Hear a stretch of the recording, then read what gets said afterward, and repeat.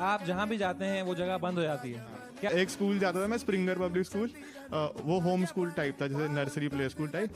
तो वो स्कूल बंद हो गया, उन्होंने अपने सारे डेस्क वेस्क किसी और स्कूल में दे दिए। तो मेरी मम्मी ने बात करी कि अच्छा वहाँ पे आप मर्ज हो रहे हो, वहाँ भेज, एडमिशन करा दिया मेरा। फिर मैं उस स्कूल में गया, उसमें भी ऐसा हुआ, वो भी फिर वो स्कूल भी बंद हो गया, उसमें उसको भी किसी में मर्ज कर दिया। फिर तीसरे स्कूल में कॉलेज भी बंद हो गया, और जहाँ मेरी प्लेसमेंट लगी थी वो कंपनी भी बंद हो गई। अब आप इंडियाज गॉट लेटेंट पे आए हैं। ये बंद हो गया ना? लग रहा था मुझे ये कि थोड़ी देर हो गई मुझे देखने में। सब लोगों ने मिलकर मेरे